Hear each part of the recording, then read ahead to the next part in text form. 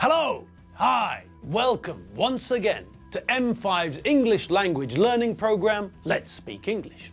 I'm Gav Duncan and I'm here on your TV to help you learn English. Now, are you sitting comfortably? Yes? Good. And are you ready for today's lesson? Yes? Good.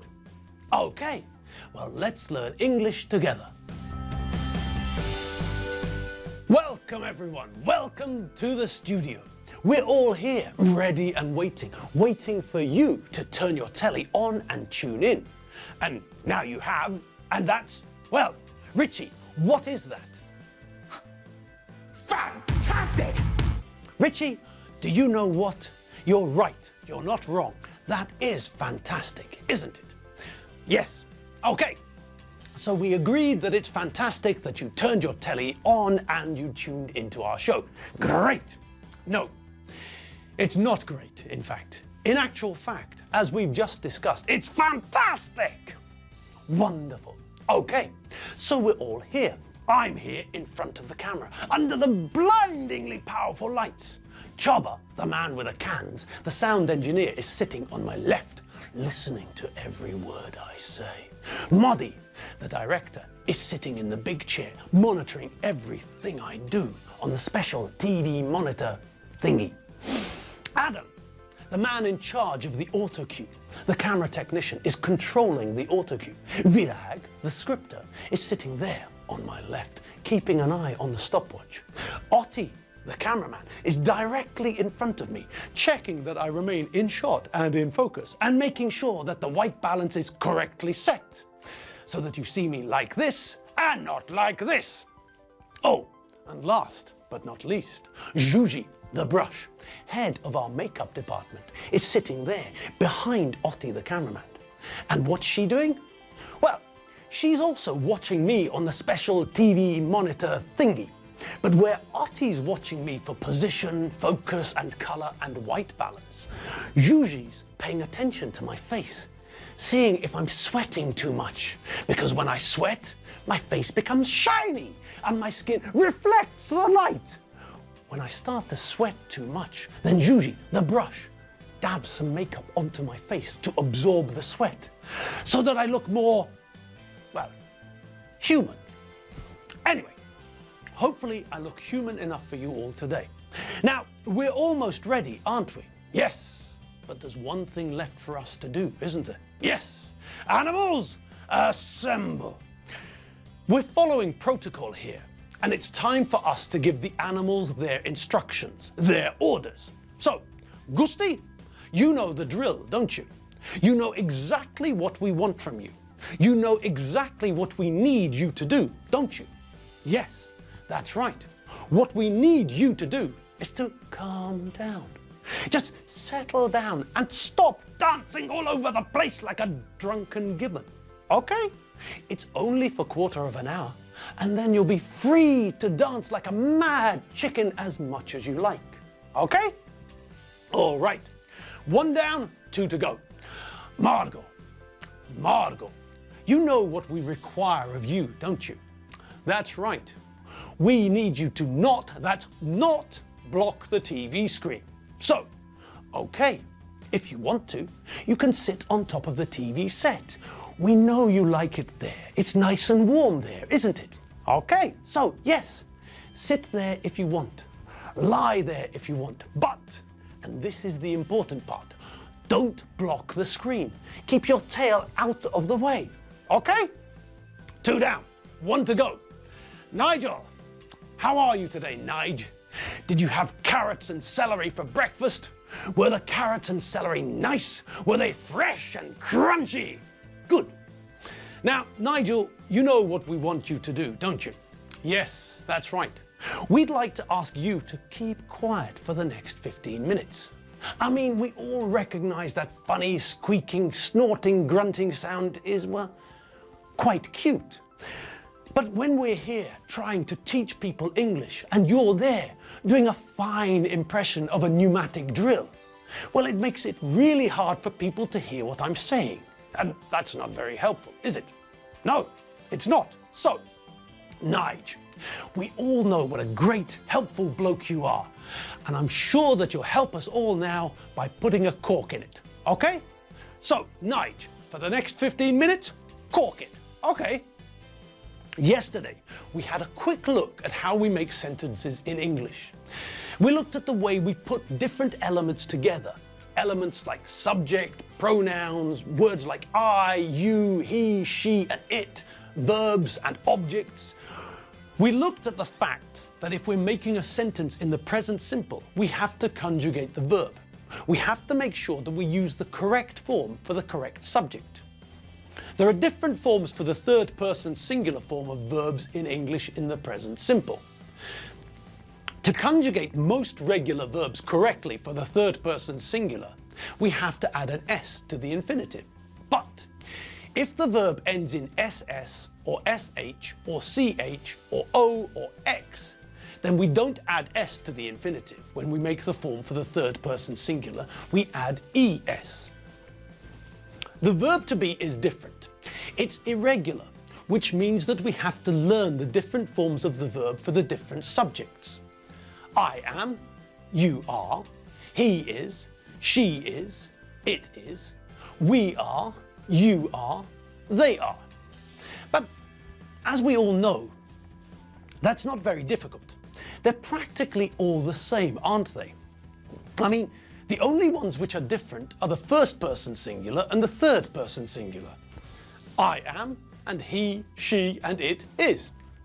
All of the other forms of the verb to be in the present simple are. Simple, really.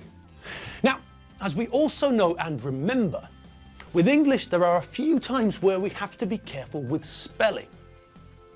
If we want to make a sentence using the third person singular form of a verb which ends in Y, then we also have to be a little bit careful.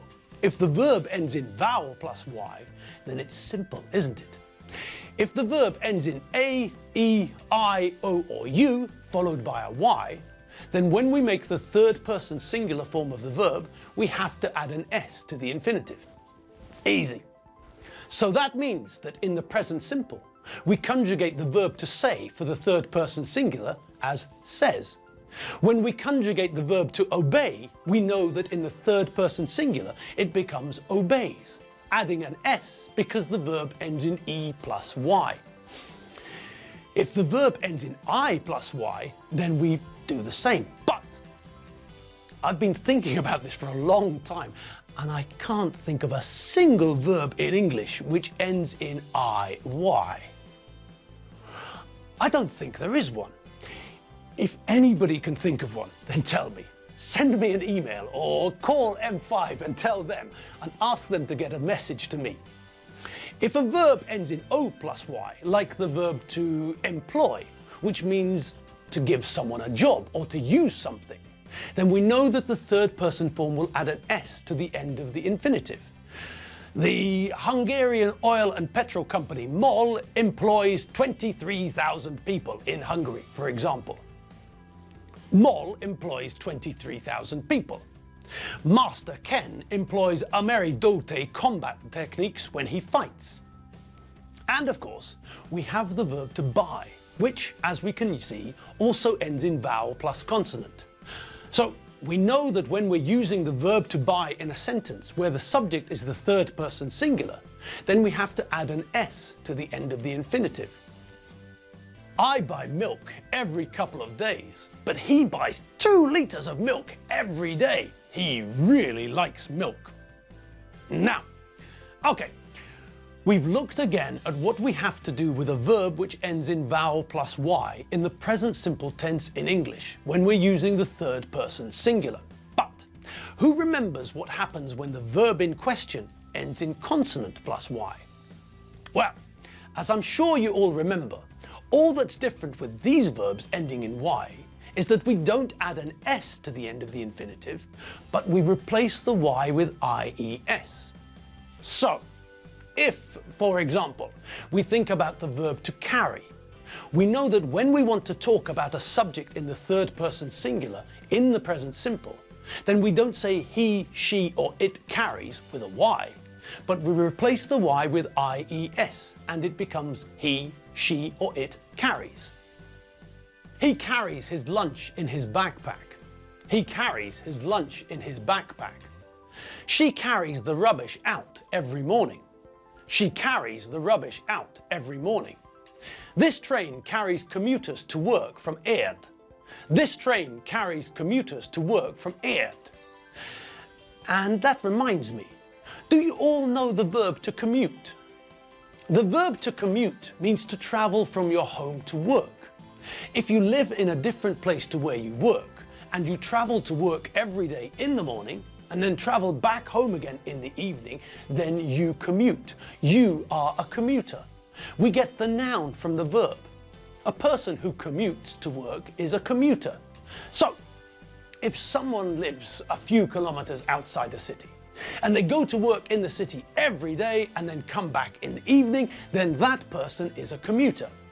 So, if we look at London, for example, most of the people who work in London don't live in London.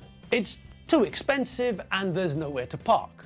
These people live outside London, in the suburbs, and every morning and evening they catch trains, commuter trains to take them into London and then back home.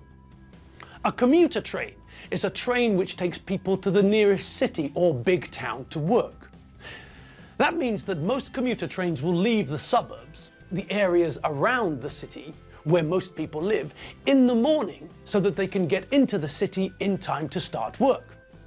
In the evening, the same trains will bring the commuters back home.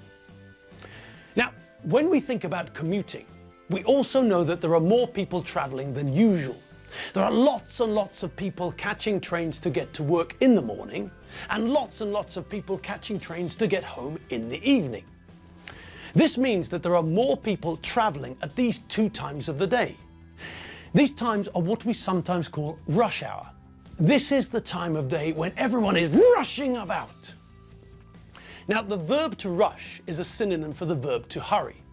When we rush or hurry, we try and move or do something faster than usual.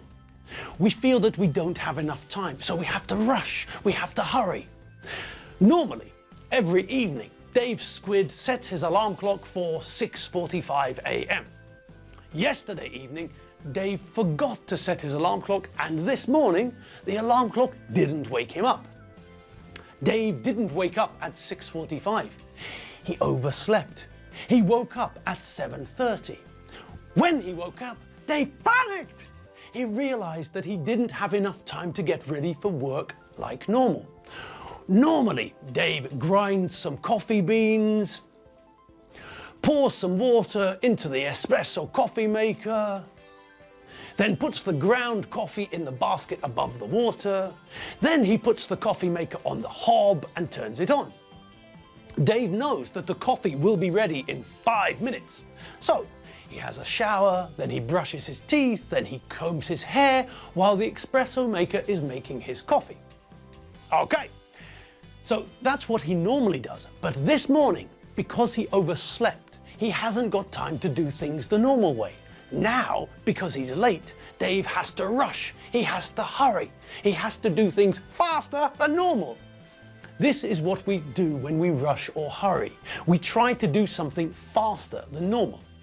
So, usually, Dave has got enough time to shower, brush his teeth while the espresso maker is making his coffee. But that's not the case today. Today, Dave woke up late, and this means that he has to rush to get ready for work. He can't be late. So, this means that he has to rush, he has to hurry. And on that note, we'll have to leave you for the day. Yes, that's right. We've run out of time and it's time for us to go.